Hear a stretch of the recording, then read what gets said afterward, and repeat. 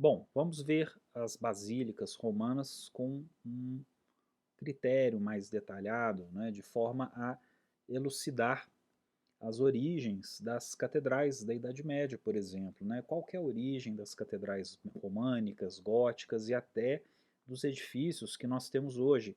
Várias igrejas, vários templos, sejam católicos, sejam protestantes, têm um formato basilical, né? Muitos deles, quando esses templos seguem uma tradição, uma tradição que remonta lá ao início do cristianismo e fundamentalmente quando o cristianismo ele é oficializado no Império Romano, a partir quando ele é liberado, né, por Constantino, e 380 é oficializado, né, pelo imperador Teodósio.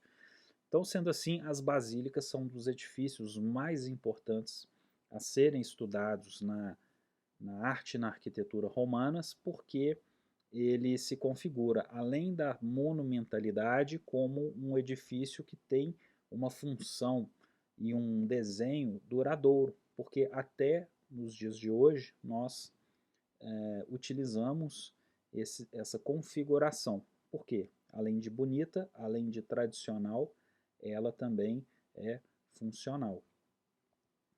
E o que nós estamos vendo aqui é a Basílica de Constantino, vista do Palatino. Então, lembrando que é uma vista do Monte Palatino, onde ficavam os palácios do imperador, né, onde surge a cidade de Roma, que fica num promontório, né, um monte mais alto, e uma das sete colinas de Roma. E essa vista que temos aqui é para o Fórum Romano, que é justamente um vale abaixo entre o Palatino e o Viminal, o Quirinal, o Esquilino, né? Em primeiro momento, o que nós podemos perceber aqui? Essas grandes estruturas de concreto, né? Essas arcadas, abóbadas de berço e estruturas de concreto. O que é impressionante ver na Basílica de Constantino é a potência construtiva dos romanos e a durabilidade desse concreto, né? É o chamado concreto pozzolana, aquele concreto hidráulico, né? Um concreto resistente à água que foi desenvolvido pelos romanos, né? Bom, observando as arcadas de concreto, como vemos aqui nesses detalhes, né? Nessa fotografia com mais detalhes, estamos vendo o que seria uma parte de um todo, né? O que vemos aqui é uma nave lateral. Então a basílica ainda era maior do que a estrutura que estamos vendo, né?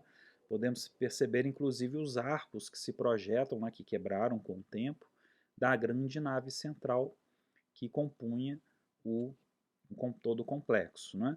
E uma parte das arcadas que compunha a fachada leste da basílica. Bom, então o que é uma basílica? Como que nós começamos a entender essa estrutura arquitetônica? Elas foram influenciadas por estruturas helenísticas gregas dos centros administrativos, como as estoas das ágoras gregas. Então a ágora é aquela praça dos gregos, onde tinham templos, mercados, instituições políticas, né? Enfim, do governo, onde o povo se reunia para diversos assuntos, discussões, né? E haviam estruturas cobertas como grandes pórticos que abrigavam as pessoas justamente para diversos fins, né, para fins tanto comerciais quanto fins administrativos, né, muitas vezes também, como os romanos irão utilizar, para fins judiciários. Mas os fins judiciários são uma particularidade aqui dos romanos. São modelos para as plantas basilicais das grandes catedrais da Idade Média. Então, essa estrutura romana, que é de cerca de 300 a.C., aproximadamente, 310, ela é um modelo para as basílicas da Idade Média. Nós vamos entender essa evolução daqui a pouco. E não se destinavam a cultos religiosos lá no início, né? Então, quer dizer, a basílica, ela, ela tem uma função de tribunal, especialmente como tribunal, eram funções de justiça. Mas, claro, dentro de um grande tribunal tem também grandes salões, bibliotecas, né, para abrigar um grande número de pessoas. Então, os romanos usavam as basílicas como local administrativo e judiciário. Os templos é que ocupavam as funções de religião. Bom, então sendo assim, a função principal era a justiça. Né? Era um tribunal de justiça, como podemos ver aqui nessa Basílica de Pompeia. Né? A parte posterior da basílica é justamente essa que vemos aqui, elevada sobre um alto pódio. Né? O pódio é essa estrutura que deixa o edifício mais alto, uma herança dos etruscos, com os seus capitéis coríntios, né? Aqueles capitéis com as folhas. Temos aqui o que sobrou de um entablamento e detalhes do concreto romano também, o concreto pozzolano. Então, vários desses edifícios, como por exemplo essas colunatas, eram feitas de tijolos de alvenaria que depois eram revestidos imitando um mármore, por exemplo. Né? Então, uma característica dos romanos. E teria então a sua aparência final bem acabada, como essa que vemos aqui, que já é um capitel jônico, né? Vemos ali que tem as volutas. Então a basílica se constitui de tribunais para várias instâncias. Né? Lá naquela parte posterior, né? naquela parte coberta ali mais preservada, funcionava a última instância desse tribunal. Então também várias questões comerciais, civis e de entretenimento poderiam acontecer nas basílicas. Elas têm uma capacidade de agregar um número maior de pessoas. Nessa ilustração, nessa adaptação de uma ilustração que eu fiz, dá para percebermos como era essa Basílica de Constantino e a escala humana dentro dela. Eram edifícios gigantescos, né? E que tinha essa aparência que vemos aqui. No caso da Basílica de Constantino, era uma estrutura feita de concreto, mas a maior parte das basílicas romanas, por serem mais antigas, não tinham essas grandes arcadas como vemos aqui. Né? Elas já trabalhavam mais com grandes colunatas, né? Com tesouras, né? Com outros tipos de estrutura, também usando muita madeira. Né? E eram constituídas, em geral, grandes salões retangulares, como vemos aqui, divisões internas de colunatas, muitas delas arcadas, vamos conhecer também mais exemplos, e grande nave central e duas ou mais naves laterais. Então, o que seria a nave central? A nave central é justamente esse grande corredor, né? esse grande espaço central, melhor dizendo, né? Onde culmina em uma estrutura chamada abside. Essa abside, no caso, havia uma figura, uma estátua colossal do imperador Constantino. E nesses corredores laterais, no caso, dois corredores laterais, são chamadas de naves laterais. Né? Então, existe um grande espaço central, né? um grande vão central, que é a chamada nave central, e as naves laterais, e outros prédios podiam ter ainda mais um par de naves laterais. Então, na cabeceira temos a abside, que forma geralmente esse espaço em forma de bala, e um semicírculo, né? Uma semicúpula. Né? Então, a abside é justamente essa estrutura na cabeceira, como vemos aqui a escultura colossal de Constantino, e na forma de um meio cilindro coberto com uma meia abóbada. Tá? Então, em geral, as absides adquirem esse formato. Esse formato é constantemente utilizado nos dias de hoje dentro da arquitetura religiosa tradicional. Né? Então, não é difícil encontrarmos igrejas que têm o altar na forma de abside. Porque o que vai acontecer posteriormente com o cristianismo?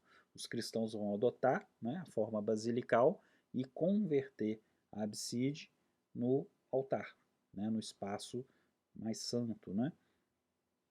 Aqui, por exemplo, nós vemos a estátua colossal de Constantino, justamente ela que os fragmentos dessa escultura que estão hoje nos museus capitolinos. Né? Elas foram encontradas justamente no mesmo local, no Fórum Romano, e transportadas para os museus capitolinos.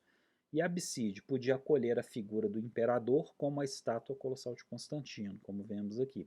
E o catolicismo vai adotar a absíde como elemento funcional e simbólico, sendo por excelência a localização próxima do altar medieval. O altar pode estar na absíde, o altar pode estar um pouco mais à frente da absíde, enfim, podemos ter várias configurações, mas nunca muito longe disso. Suas naves laterais podiam conter exedras, estruturas semelhantes em forma à absíde. Exedras também se assemelham às absides por terem essa forma semicircular, mas costumam estar ladeando estruturas, diversas estruturas. Também são chamadas de hemicírculos, né? Mas a absíde tem como característica estar na cabeceira da nave, então ela está num lugar mais avantajado, mais proeminente, é o local da última instância, né, dos últimos recursos. Em volta da basílica, circulam os advogados, né, onde os processos ocorrem. Né? Aqui é um detalhe de uma exedra. Né?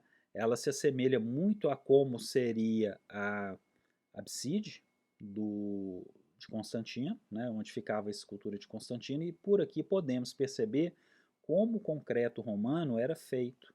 Nós podemos perceber essas figuras sextavadas, né, que são na realidade os caixotões, assim como temos no Panteão de Roma. Né? No Panteão de Roma a forma é quadrada, aqui já são sextavadas. Né?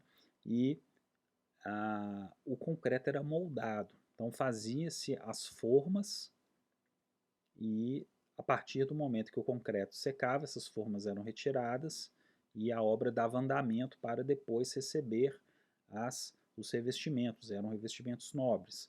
Hoje nós estamos vendo apenas o concreto cru, né? Todos os revestimentos se perderam. Né? E os nichos também, né? Esses nichos que abrigavam, podiam ser, alguns desses nichos eram janelas abertas, que foram depois posteriormente fechadas, pode acontecer isso, né? Mas também os nichos fechados, dedicados a espaços para receber esculturas. Né? Então vemos aqui o caso de uma exedra. Mais um detalhe da parte interna. Dá para vermos a grandiosidade, a monumentalidade da nave lateral, que ficou preservada, né, com a sua cobertura e suas abóbadas de berço, dentro aqui da Basílica de Constantino. Então, esse é o aspecto ruinoso. É o aspecto que o turista pode, inclusive, andar, caminhar por dentro aqui dessas estruturas e, claro, sem tocar, e, inclusive, ver fragmentos de peças de mármore, como essas que estão aqui espalhadas pelo chão, e entender um pouco mais como eram os finos revestimentos da época. Mas o que chama atenção aqui são os grandes arcos, né? O arco como uma característica fundamental dos romanos. Acima vemos a planta da basílica, né? Onde podemos ver claramente a ideia da nave central, que atravessa o grande salão até a abside. E ao lado nós temos as naves laterais, aqui em cima a exedra, que se assemelha à abside, né? Mas ela é até maior, ou um tamanho muito parecido, que foi a foto anterior, e a nave lateral que vemos aqui. Essa nave lateral e a nave central perderam a sua cobertura, né, conforme vemos aqui, nesse corte, né, ilustrativo. As basílicas situavam-se preferencialmente nos fóruns centrais da cidade, naquela região que vai agregar todos os serviços praticamente administrativos e religiosos de uma grande cidade romana. Né? As mais importantes da capital de Roma eram a Basílica Júlia, no Fórum, a Basílica Emília, a Basílica Úpia e a Basílica de Constantino. Cada imperador os grandes imperadores foram adicionando, né, à medida que o império ia aumentando, a burocracia aumentava. Então, novas basílicas eram necessárias. E a Basílica Pórcia é conhecida como a primeira estrutura desse tipo erguida no Fórum Romano, sob o comando de Catão, o censor, no século II a.C. A Basílica Júlia, conforme vemos aqui nesse desenho que eu fiz, né, uma ilustração, uma adaptação, né, a partir do modelo 3D, A Basílica Júlia está localizada no local de outra basílica mais antiga, a Basílica Semprônia. Foi construída pelo censor Tibério Graco por volta de 170 a.C., personagens importantes da história romana. O novo edifício maior foi iniciado por Júlio César por volta de 54 a.C., juntamente com o novo Fórum de César. No lado oposto situava-se a Basílica Emília, restaurada e concluída na época de Augusto. Filmes que retratam a Roma antiga, aquelas procissões, aqueles triunfos pelo Fórum Romano, costumam mostrar a Basílica Júlia e a Basílica Emília ladeando esses desfiles com seus grandes arcos. Então basta prestar mais atenção nesses filmes, né, para ter uma ideia dessa monumentalidade, da escala desses edifícios e como que a repetição dos arcos são uma frequência dentro da arquitetura romana. E como está a Basílica Júlia hoje? Dessa forma, né? Nessa forma ruinosa. Como que nós podemos perceber a grandeza dessas basílicas, né? E como deveria ser a forma delas? Aqui em cima nós temos a planta baixa. Né? Podemos perceber que temos uma grande nave central e pequenas naves laterais. O que sobrou dessas colunas, né, que vemos representada na planta baixa, estão aqui justamente nas ruínas. Né? Nós vemos a base dessas colunatas aqui, né? E a grande parte posterior da basílica, né, que formando então essa grande abside, né, aqui no final dela.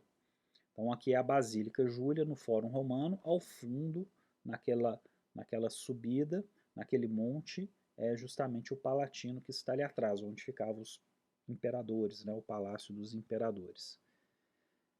Aqui é um detalhe da fotografia, né, um embasamento e fragmento de uma semicoluna dórica adossada em uma pilastra da Basílica Júlia, reconstruída a partir de fragmentos originais. Então, esse é o aspecto de uma dessas colunas que sustentavam parte ali da estrutura dessas colunatas. Né? Nada sobrou, quer dizer, o fórum foi realmente devastado, inclusive o nível de terra era tão grande que metade de arcos de triunfo ficavam, né, encobertos. Né? Isso já a partir do século XIX começou a ser restaurado e o nível original do fórum foi sendo restabelecido com o tempo. Aqui, por exemplo, onde eu estou passando o mouse, onde eu estou aqui passando a seta, é justamente o local da nave central. Né? Então aqui temos perfeitamente a ideia das dimensões desse edifício. Já aqui vemos as arcadas da época de Diocleciano, do século III, na Basílica Júlia, no Fórum Romano, ou seja, um edifício mais antigo que foi sofrendo restaurações, adições ao longo do tempo, ao longo dos séculos. Né? Lembrando que Diocleciano é o imperador, do último praticamente imperador não cristão, antes da ascensão de Constantino, que irá liberar o culto cristão dentro do império. Até Diocleciano os cristãos ainda eram perseguidos, e na época de Diocleciano foi com bastante força. E aqui vemos as fundações da Basílica Emília, né, com a Cúria ao fundo. Aquele edifício restaurado ao fundo é a Cúria, que foi sede do Senado romano, mas não confundir com o Senado onde o Júlio César foi assassinado. Ele foi assassinado em outro local. E por essa fotografia podemos ver a disposição dessas pedras e alguns fragmentos de colunas marcando justamente a nave central. Então nós temos aqui bem ao centro a nave central nesse descampado e as naves laterais onde estão justamente esses turistas aqui caminhando, né? Aqui na parte esquerda da fotografia. A parte esquerda da fotografia é uma das naves laterais, temos a nave central e do outro lado a outra nave lateral. Ao fundo lá, aquele edifício branco que tem aquelas esculturas no alto, né, uma quadriga com a Vitória, é o Altar da Paz, o monumento à Vitória Emanuel II, que já é uma arquitetura eclética que praticamente domina essa paisagem do Fórum Romano, marcando aí também um dos elementos que iremos conhecer posteriormente. Já nessa foto vemos as ruínas da biblioteca da Basílica Úpia. Aqui funcionava, nós podemos perceber primeiro a coluna de Trajano, que está bem aqui na parte esquerda, na fotografia, que se destaca, né? Uma coluna muito bem preservada, uma coluna de triunfo, que narra, como uma história em quadrinho, a conquista da Dácia pelo imperador Trajano. E essa colunata que está aqui nessa configuração faz parte do grande complexo basilical do imperador Trajano. Então havia a Basílica Úpia e atrás da Basílica Úpia ficava uma biblioteca imensa, que tinha uma parte de livros latinos, né, com tradução latina, e a outra biblioteca em frente com livros gregos, né, porque a cultura romana, mesmo sendo o latim a língua oficial, era uma cultura bilíngue, erudita, né, que falava grego e falava o latim. Claro que o grego, quem falava grego, era também uma língua erudita internacional. Assim como hoje nós falamos inglês, precisamos conhecer inglês para, né, como segunda língua. Na Roma antiga, o grego era a língua internacional, principalmente nessa região do Mediterrâneo e Oriente Médio. E, em detalhe, os capitéis coríntios em ruínas. E tudo isso, todo esse espaço, como vemos aqui os turistas aqui bem no cantinho esquerdo da foto, é possível conhecer mediante ao pagamento de um ingresso, quer dizer, o mesmo ingresso que dá acesso ao Coliseu, dá acesso ao Palatino e dá acesso a todos esses espaços arqueológicos, a todo o sítio arqueológico, né, quase todo, aqui do Fórum Romano. No caso, o que vemos aqui é uma visita noturna que se faz mediante um agendamento, né? Então ela não faz parte daquele pacote tradicional que os turistas vão durante o dia ou durante a tarde. Bom, então o que vemos aqui nada mais é do que uma basílica medieval, a Basílica de Pisa, importante basílica do mundo cristão, do mundo católico, e um dos monumentos mais importantes da Idade Média, que caracteriza o período românico e também o período gótico. Nós podemos perceber que é uma basílica com a planta tradicional basilical, com a grande nave central e as naves laterais, que são compostas por esses arcos, né, por essas arcadas com capitéis coríntios, que vão se repetindo ao longo da extensão da nave central, fazendo justamente a divisão com as naves laterais. Né?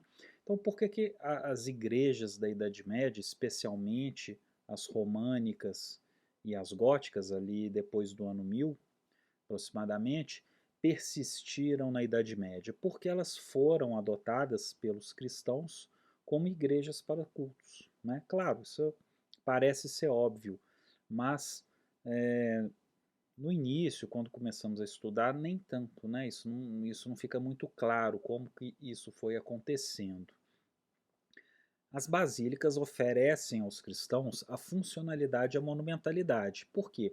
Os tradicionais templos pagãos não ofereciam a tamanha versatilidade para o culto cristão. Se formos observar como eram os templos na antiguidade, os templos pagãos, vamos perceber que uma boa parte deles, o povo não entrava nos templos, o povo ficava do lado de fora, ele fazia os cultos, os sacrifícios, especialmente os sacrifícios do lado externo dos templos. Haviam na Grécia, haviam em Roma os altares chamados de aras, né? Os altares que ficavam em frente aos templos, né? Especialmente onde esses sacrifícios de animais eram feitos, né? Ou outros tipos de oferendas, sendo que a parte interna do templo era geralmente dedicada para os sacerdotes, para aqueles iniciados, para as autoridades. Então, em geral, o povo não entrava nos templos. É claro que haviam templos que o povo entrava, claro, também havia, mas pelas tradições pagãs, muitos dos locais o povo justamente não entrava porque aquele templo era a habitação física de um deus, não é? Que é um conceito diferente do conceito cristão. É claro que Deus habita a casa dele, mas para o pagão, se formos pegar como referência os egípcios, por exemplo, os próprios deuses, os espíritos habitam fisicamente uma escultura, o que já não acontece no cristianismo, né? O catolicismo tem as esculturas, mas as esculturas são, de acordo com toda a teologia que foi desenvolvida ao longo do tempo, são objetos de intercessão, né? Já no paganismo, como na Mesopotâmia, no Egito Antigo, em alguns aspectos da arte grega, tá? Nem todos, da escultura grega, votiva, né? E até da romana, é possível que esses espíritos ou as divindades habitem propriamente as esculturas, né? Então, esse é um dos motivos. O templo pagão não era um templo projetado para receber grandes multidões, né? Então, o que acontece? O culto cristão, ele acolhe o fiel na estrutura, ele precisa acolher o fiel na estrutura, correto? A igreja foi feita para que as pessoas entrem, para que as pessoas frequentem, né? Tornando as pessoas parte dos rituais e das celebrações, culminando no que? Na Eucaristia, né? Na celebração, revivendo a última ceia. Né? Então, quer dizer, a Eucaristia é o ponto máximo de uma missa católica e, para tanto, precisa das pessoas. Então, qual é a estrutura mais adequada dentro do Império Romano que poderia receber essa quantidade de pessoas? A Basílica. Né? Então, por isso que muitos templos pagãos foram sendo abandonados, foram entrando em ruínas. Outros templos pagãos foram convertidos em igrejas, né? Isso também aconteceu, foram reformados para se tornarem igrejas cristãs, foram ampliados ou tiveram suas ornamentações e obras de arte pagãs removidas, né? Então, quer dizer, uma série de eventos foi acontecendo. Mas o que nos interessa aqui é justamente a monumentalidade que das igrejas medievais, ela é derivada das basílicas da Roma antiga e, posteriormente, também das inovações que vieram com o Império Bizantino, que nada mais é que um Império Romano Oriental. Então, para chegarmos na Idade Média, é todo um processo praticamente romano, seja ele ocidental, seja ele oriental, que depois se chamará de Império Bizantino, formando ali as bases cultas, né, e das normas de construção erudita de toda a Idade Média, praticamente. Também temos a referência do Templo de Salomão, né, o Templo dos Judeus, em Jerusalém, que também era um outro templo onde o povo não podia entrar. Quem entrava no Templo de Salomão era só os sumos sacerdotes da cidade de Jerusalém. Então, quer dizer, até mesmo para os judeus, o povo ficava do lado de fora, né, enquanto que o espaço mais sagrado, né, o Santo dos Santos, né, enfim, era apenas acessado pelos altos sacerdotes ou pelo alto sacerdote. Né? Então, faz parte da tradição da antiguidade que se transfere para a tipologia do edifício, para a planta do edifício, para a função do edifício. E um bom exemplo de uma basílica romana, ainda construída pelos romanos antes da queda do Império do Ocidente, ali em 422, é a Basílica de Santa Sabina, que fica no Aventino, que é considerada a basílica mais antiga de Roma, construída para tal fim, né, para ser um templo católico, um templo cristão, né, porque as basílicas, claro, antigas, a Basílica Júlia, Emília, já existiam anteriormente. E vemos aqui claramente a questão da nave central, a distinção entre esses espaços, né? A nave central, as naves laterais, as colunatas, né? com os arcos, essas arcadas colunadas, com a ordem coríntia, e ao fundo destacando a abside, né? Nada mais claro do que ver essa imagem, essa fotografia, e alguns elementos que persistirão durante a Idade Média, como, por exemplo, essas janelas superiores que são chamadas de clerestório, os clerestórios medievais vão alcançar uma beleza extremamente grande, né? Belíssimos, né? Principalmente aqueles vistos nas catedrais góticas. E sobre a Basílica de Santa Sabina, vamos ver, né, posteriormente, na introdução à Idade Média, em aulas específicas sobre essa edificação, essa estrutura, né, que é uma estrutura belíssima. E também vale destacar aqui na Basílica Primitiva de São Pedro, em Roma, essa basílica que nós temos hoje, famosa, conhecida, a grande cúpula de Michelangelo, a fachada de Carlo Maderno, né? É uma basílica que já foi erguida a partir de aproximadamente 1500, né, até o século XVII, aproximadamente, né, entre outros adendos, entre outras adições. Mas vale lembrar que essa basílica se inicia já desde os tempos ali de Constantino para frente e ela vai nos proporcionar aquela visão de uma adição muito importante que haverá nas basílicas que conheceremos na introdução à Idade Média, a partir da Idade Média, que é um elemento cristão que se adiciona nas basílicas que é chamado de transepto, né? O transepto é justamente uma nave que passa perpendicularmente pela nave central, pelas naves laterais, ela finda então a nave central e as naves laterais, cruzando ali perto do altar, e esse ponto de interseção será chamado de cruzeiro. Né? Nós veremos com mais detalhes em outros momentos estruturas que possuem os transeptos, que serão, claro, uma das marcas fundamentais da arquitetura basilical cristã, especialmente no Ocidente, porque a própria planta baixa fica na forma da cruz. Né? Então a ideia é justamente essa, né? Ter uma planta que agregue todo esse simbolismo. Né? Então nós podemos ver que o transepto já é uma estrutura, como esse desenho nos apresenta, né? Da antiga Basílica de São Pedro, antes de ser demolida, né? Que nos coloca então essas transformações cristãs na antiga Basílica Romana. Bom, vemos aqui São Miguel no Fórum, em Lucca, uma belíssima cidade na Toscana.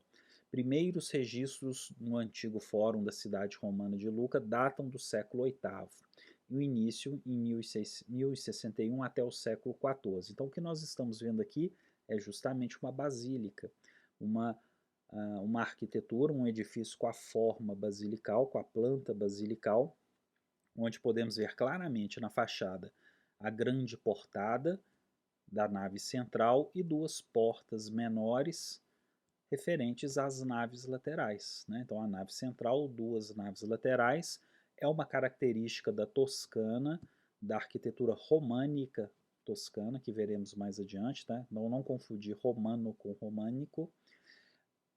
Esse tipo de arcadas ornamentadas, né? Lembrando que algumas aqui são adições posteriores, né? De restauros que aconteceram ao longo dos séculos, né?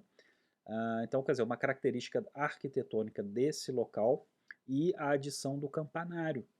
Né? Aqui o que os cristãos fizeram? Eles pegaram a basílica antiga, a basílica da antiguidade, como ela foi cristianizada, tem-se a adição do campanário, que é a torre do sino, né? Que tinha algumas funções. Não só chamar os fiéis, mas avisar das datas sagradas, servir de alarme, né, contra inimigos, contra invasores, enfim. As torres de campanário têm também essas funções em um período medievo. Então, aqui está justamente a persistência, né, a persistência de uma estrutura, de uma forma para uma outra época, né, avançando para a Idade Média. As grandes igrejas, catedrais e basílicas medievais, principalmente as ocidentais, da Baixa Idade Média. O que é a Baixa Idade Média? Ano 1000 até a queda de Constantinopla, 1453. Possuirão grandes naves centrais, naves laterais e monumentais absides. Junção das torres de campanário que se agregam à estrutura principal ou perto dela. Então, aqui no caso, na Itália, tem partes da Itália, principalmente aqui no norte, na Toscana, onde a tradição é inserir o campanário não exatamente na frente, na fachada, como estamos acostumados, por exemplo, no Brasil, né? Mas o campanário fica em uma parte posterior ou até mesmo separado do edifício. A torre fica separada do edifício, como é o caso da Torre de Pisa.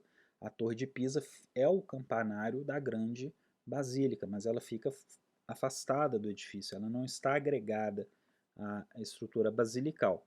Então, podemos encontrar várias configurações, campanários na parte posterior, na parte anterior, né? Vários campanários. As tradições alemãs, mais ao norte, também vão trazer outras configurações belíssimas e interessantes.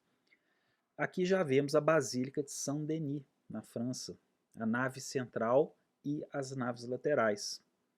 Vamos perceber como que agora fica mais claro reconhecermos, né, a arquitetura, ver a configuração de uma basílica, como que o Império Romano legou essas formas, né, para os dias de hoje, como que elas se parecem, inclusive, com as igrejas de algumas, né, das nossas cidades.